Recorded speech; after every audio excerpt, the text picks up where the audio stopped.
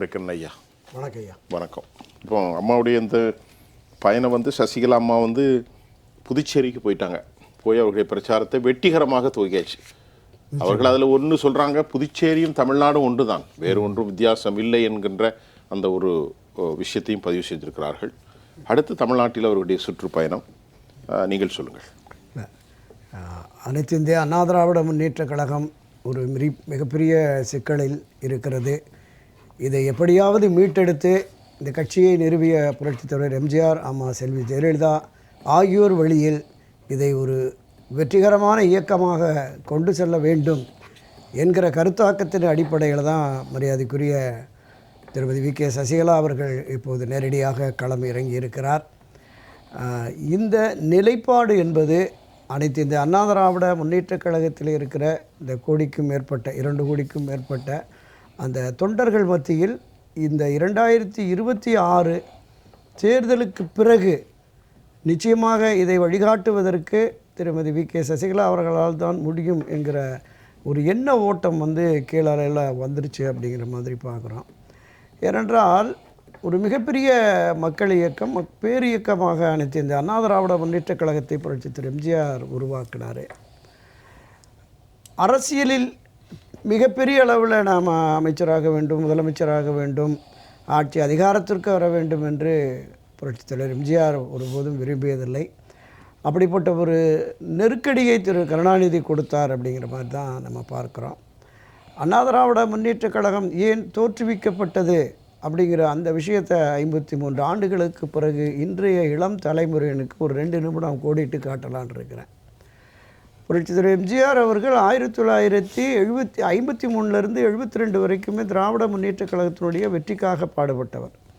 கிட்டத்தட்ட 57, 62, 67, 71 என்று திராவிட முன்னேற்றக் கழகத்தின் வேட்பாளர்களை ஆதரித்து பிரச்சாரம் செய்து அவர்களுக்கு பண உதவி செய்து திமுகவினுடைய ஒரு அடையாளமாக, முகமாக, திமுகவின் பிதாமகனாகவே திராவிட இயக்கத்தினுடைய இந்த திமுக ஆட்சி அதிகாரத்திற்கு வருவதற்கு அடிப்படையே பொன்மனச்செம்மல் புரட்சித் தலைவருடைய அந்த புகழும் பெருமையும் செல்வாக்கு தான் அடிப்படை காரணம்னு தெரியுது. அப்போது பல்வேறு காலகட்டங்களில் புரட்சித் தலைவர் எம்ஜிஆர் அவர்களை திமுகவிலிருந்து விலக்க வேண்டும் என்று பலரும், பல முன்னணியினரும் கோரிக்கை வைத்த பல விஷயங்களை இதே அரங்கத்தில் நாம் பல முறை பதிவு செய்திருக்கிறோம். ஒரு கட்டத்தில் பேரறிஞர் அண்ணாவுடைய மறைவுக்கு பிறகு திராவிட முன்னேற்றக் கழகத்திலே ஒரு பெரிய சிக்கல் வந்தது. யார் முதலமைச்சர், கட்சி தலைமை யார் என்று.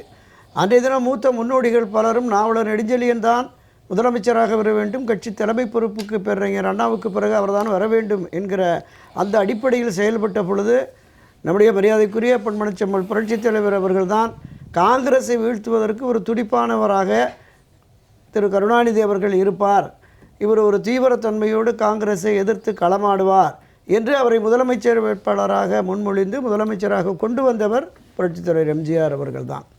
அப்படி முதலமைச்சராக கொண்டு வந்ததோடு கட்சி தலைமை பொறுப்பு, திராவிட முன்னேற்றக் கழகத்தின் சட்டத்திட்ட விதிகளை திருத்தி கருணாநிதி முதலமைச்சர் என்கிற தலைவர் என்கிற கட்சி தலைவர் என்கிற பொறுப்புக்கு வருவதற்கும் புரட்சித் தலைவர் எம்ஜிஆர் அவர்கள் தான் ஒத்துழைப்பு தந்தார் என்பது வரலாறு. 1971 தேர்தலிலே ஒரு அறுதி பெரும்பான்மை மிகப்பெரிய மிருகபலத்தோடு 184 இடங்கள் கிடைத்தவுடனே தன்னையே முதலமைச்சராக தேர்ந்தெடுக்கக்கூடிய அளவிற்கு செல்வாக்கு மிக்க ஒருவர் இங்கு இருக்கிறாரே என்கிற அந்த எண்ணத்தில் அவர் சதிச்செயலில் ஈடுபடுகிறார். எந்த திரை செல்வாக்கு பொன்மனச்செம்மலை இந்த அளவிற்கு ஒரு உயரத்திற்கு கொண்டு வந்ததோ அந்த திரை செல்வாக்கு மூலமாக அவருடைய புகழை சிதைக்க வேண்டும் என்று தன்னுடைய மூத்த பிள்ளை மு.க. முத்துவை களமிறக்குகிறார். அதில் மிகப்பெரிய தோல்வி அடைந்து விட்டார். அது வேறு விஷயம்.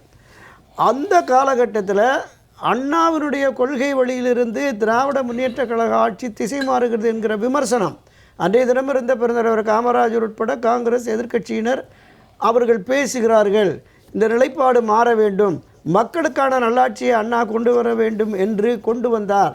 ஆனால் திமுக தலைவர் கருணாநிதி முதலமைச்சர் பொறுப்பிலே அமர்ந்து கொண்டு அவரும் அவருடைய அமைச்சரவை சகாக்களும் தவறு செய்கிறார்கள், லஞ்ச ஊழலிலே ஈடுபடுகிறார்கள் என்கிற குற்றச்சாட்டுக்கு பதிலளிக்க வேண்டும் என்றுதான் அந்த 1972 அக்டோபர் 8ஆம் தேதி திருக்கழுக்குன்றத்திலே பேரறிஞர் அண்ணாவினுடைய சிலை திறப்பு விழாவிலே காலையில் பேசுகிறார். இரவு சென்னை லாய்ட் சாலையில் இருக்கிற பொதுக்கூட்டத்தில் பேசுகிறார்.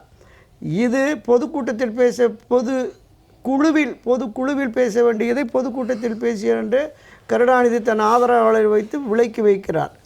அப்படி விளக்கப்பட்ட பிறகுதான் தன்னெழுச்சியாக 1972 அக்டோபர் 10ஆம் தேதி தொடங்கி 17ஆம் தேதி வரைக்கும் தமிழகம் முழுவதும் பிரளயமே ஏற்பட்டது.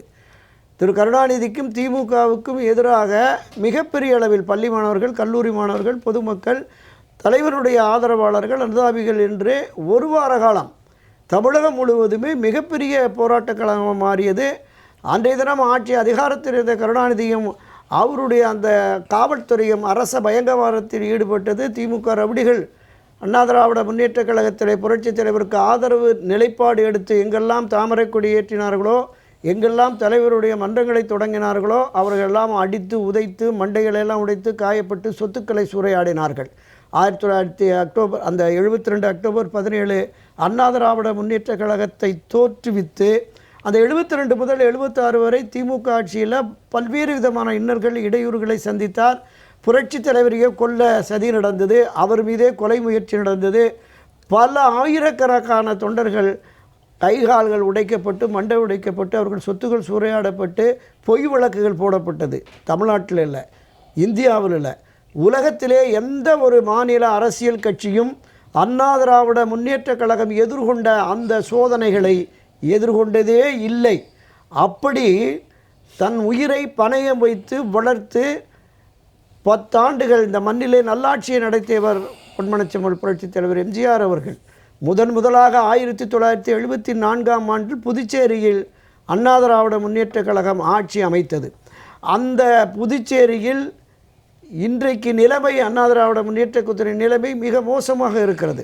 இந்த புதுச்சேரி மக்கள் முதலாக நமக்கு ஒரு பெரிய ஆதரவு கொடுத்து ஆட்சி அதிகாரத்தை வழங்கினார்கள் என்பதற்காகத்தான் 1979 மத்தியில் சரண்சிங் அமைச்சரவை அமைந்த பொழுது முதலாக இங்கு இருக்கிற திராவிட கட்சிகளில் அனைத்து இந்த அண்ணா திராவிட முன்னேற்ற கழகத்தான் முதலாக மத்திய அமைச்சரவையில் 1979 இடம்பெறுகிறது. அன்றைய தினம் தமிழகத்திலிருந்து தாழ்த்தப்பட்ட பெருமகளான சத்யவாணிமுத்து அம்மையாரையும் இந்த புதுச்சேரி மக்களுக்கு நாம் மரியாதை செலுத்த வேண்டும் என்பதற்காக புதுச்சேரியிலே வெற்றி பெற்ற அருமை சகோதரர் பாலா படலூர் அவர்களையுமே மத்திய அமைச்சரவையில் இடம்பெறச் செய்தார். வெறும் அனைத்து இந்திய அண்ணா திராவிட முன்னேற்ற கழகம் என்று பெயரளவில் இல்லாமல் இது ஒரு அனைத்து இந்திய இயக்கம் என்பதை நிரூபிக்கும் வகையிலே முதலாவதாக பிள்ளையார் சொல்லி போட்டது நம்முடைய பொன்மனச்செம்மல் புரட்சித் தலைவர் எம்ஜிஆர் அவர்கள்தான். பொன்மனச்செம்மல் புரட்சித் தலைவருடைய மறைவுக்கு பிறகு அம்மா செல்வி ஜெயலலிதா அவர்கள் களமாடி இந்த இயக்கம் பாழ்பட்டு போயிடும், இந்த இயக்கம் சிதைந்து போயிடும், அண்ணா திமுக எம்ஜிஆரோடு முடிந்துவிடும் என்றெல்லாம் திராவிட முன்னேற்ற கழகத்தினர் பேசி வந்த நிலையில் இந்த கட்சியை கட்டி காப்பாற்றி வளர்த்தெடுத்து அன்றைக்கு லட்சங்களில் இருந்த உறுப்பினர்களை கோடிகளை தாண்டி கொண்டு வந்து 91, 2001, 2011, 2016 என்று ஒரு மாறி ஒரு மிகப்பெரிய வெற்றியை கொடுத்து அகில இந்திய அளவிலே 3வது பெரிய கட்சியாக நிறுவியவர் மரியாதைக்குரிய செல்வி ஜெயலலிதா அவர்கள். ஒரு மிகப்பெரிய பேரியக்கமாக பொன்மனச்செம்மலும் புரட்சித் தலைவரும் தமிழகத்தின் ஆகப்பெரிய அரசியல் இயக்கமாக கட்டமைத்த அந்த கட்சியினுடைய நிலை இன்று திரு எடப்பாடி பழனிசாமியினுடைய கையில் சிக்கி இந்த கட்சி ஒரு பெரும் பின்னடைவை, சரிவை, தோல்வியை சந்தித்திருக்கிறது. இந்த இருவரும் தலைவர்களுடைய அவர்களுடைய அந்த பங்களிப்பில், இந்த கட்சிக்காக அவர்கள் உழைத்த உழைப்பில் 100ல் 1 பங்கு கூட எடப்பாடி பழனிசாமி இந்த கட்சியின் வளர்ச்சிக்காக செயல்பட்டதே இல்லை. ஆனால் கட்சியை அழிவு பாதைக்கு கொண்டு செல்வதற்கு அவர் இந்த மாதிரி போறாரு. அப்படிங்கிறதுனால தான் மரியாதைக்குரிய திருமதி வி.கே. சசிகலா அவர்கள் இனியும் நாம் பொறுத்திருக்க முடியாது என்று களமாட வந்திருக்கிறார். இப்போது கிட்டத்தட்ட 100க்கும் மேற்பட்ட தொகுதிகளில் முதற்கட்டமாக ஒரு 58-60 பேர் போட்டிருக்காங்க.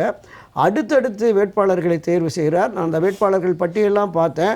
முன்னாள் எம்பி, முன்னாள் எம்எல்ஏ, முன்னாள் ஒன்றிய தலைவர், ஒன்றிய செயலாளர், மாவட்ட கவுன்சிலராக இருந்தவங்க அந்த பகுதிகளில் பிரபலமானவர்களாகவே கொண்டு வந்திருக்கிறார். அவரோடு அணி சேர்ந்திருக்கிற மருத்துவர் ஐயா ராமதாஸ் அவர்களும் இப்போது பட்டியலை வெளியிட்டு வருகிறார்.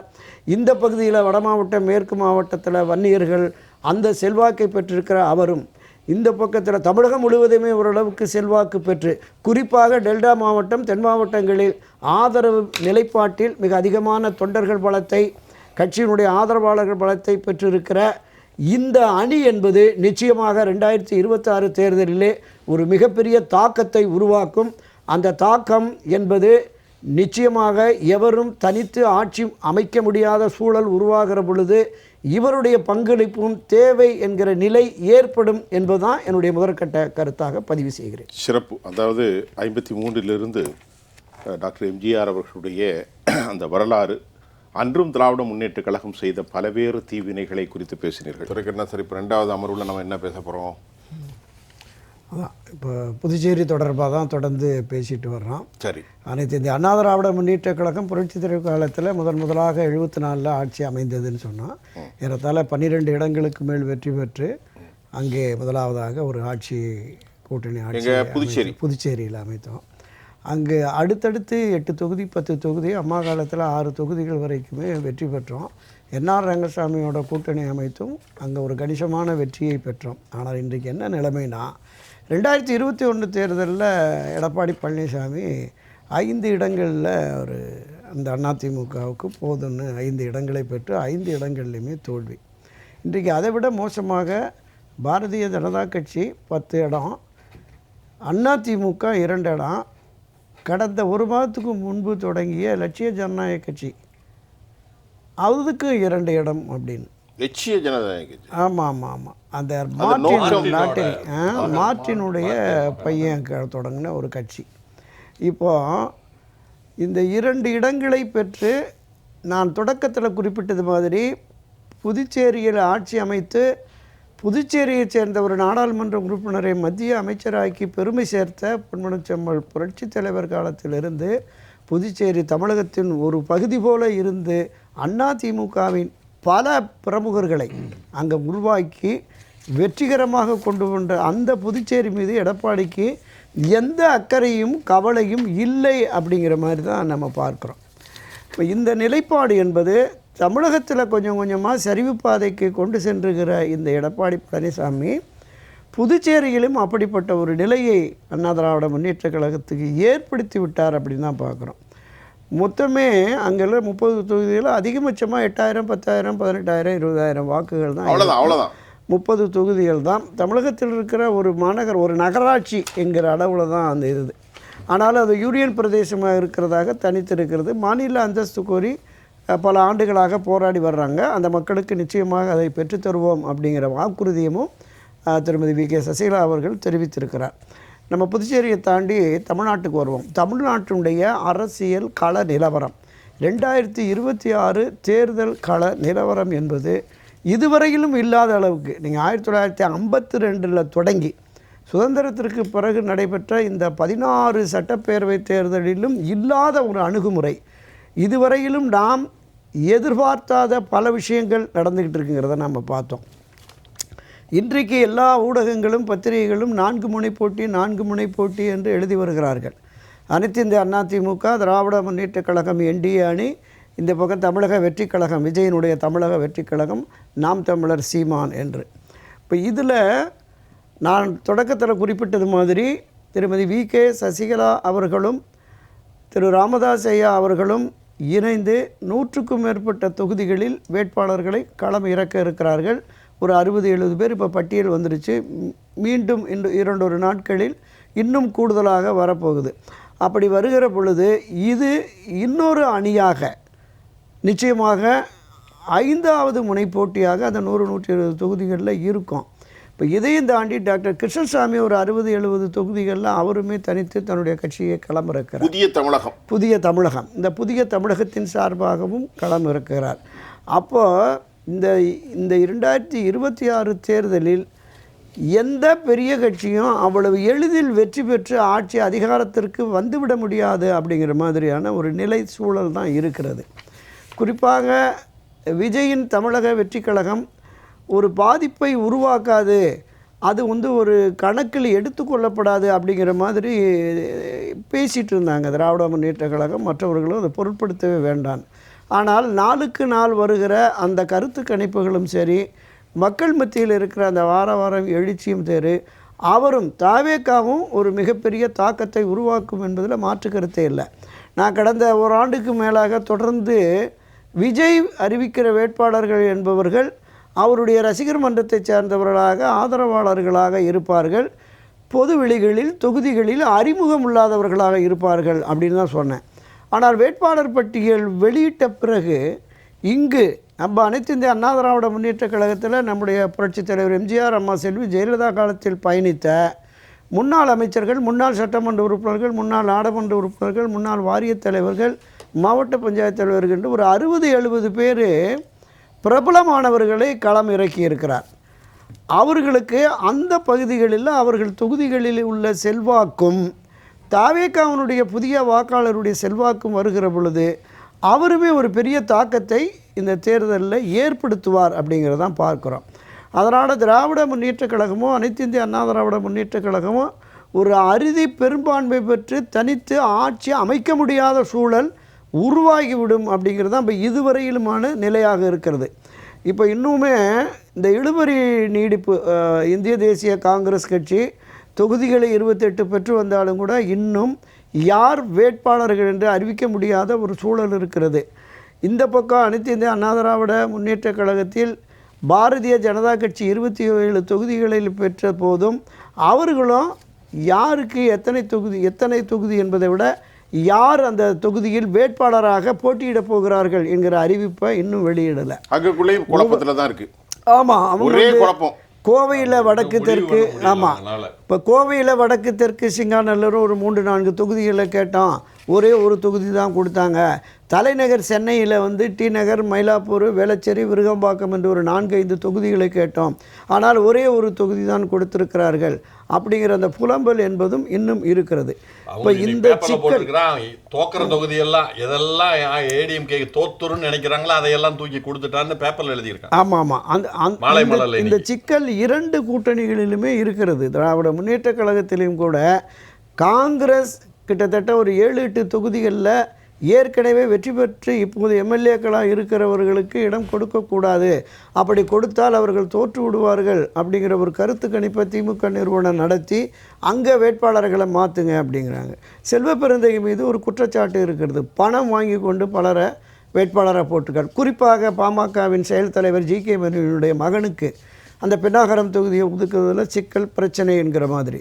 இப்போ இவங்க எடுத்துகிட்டு போன லிஸ்ட்டை ராகுல் காந்தி ஒப்புக்கொள்ளாமல் இனி ஒரு நிர்வாகிகளை கூட்டி ஆலோசித்து அப்புறமா நாங்கள் சொல்கிறோம் அப்படிங்கிற மாதிரி இருக்காங்க. அப்போ இந்த சிக்கல் என்பது 2 அணிகளும் சத்தியமூர்த்தி பவன்ல அதே மாதிரி அந்த இது இருக்குல்ல குளிப்பாங்க, வந்து அந்த பொறுப்புல இருந்து விலகிட்டாருன்னாங்க. தீ குளிக்கிறேன்னா அழியா ஊத்த முடியும். ஐயா உங்களுடைய அதான் இப்படிப்பட்ட சூழல் இருப்பதால் எளிதில் யாரும் வெற்றி பெற்று தனிப்பெரும்பான்மை பெற்று ஆட்சி அமைக்க முடியாத ஒரு நிலை இருக்கிறது. 26 தமிழ்நாடு தேர்தல். ஆமாம், அப்படிப்பட்ட சூழல் இருக்கிறதுனால நிச்சயமாக திருமதி வி.கே. சசிகலா, ஐயா ராமதாஸ் அமைத்த இந்த கூட்டணியில் கணிசமான அளவுக்கு வெற்றி பெற்று வருகிற சட்டமன்ற உறுப்பினர்கள் இந்த தமிழக தேர்தல் அரசியல் களத்தில் ஒரு முக்கியத்துவம் பெறுவார்கள். அதே போல தான் தவேகா தரப்பில் இருந்தும் சிலர் வெற்றி பெற்று வருகிற பொழுது அவர்களும் இந்த தேர்தலில் ஒரு தாக்கத்தை ஏற்படுத்துவார்கள். இவர்கள் இல்லாமல் ஆட்சி அமைக்க முடியாது என்கிற சூழல் வருமோ என்பதுதான் இப்போதைய நிலையாக இருக்கிறது. செல்வாக்கு மிக்க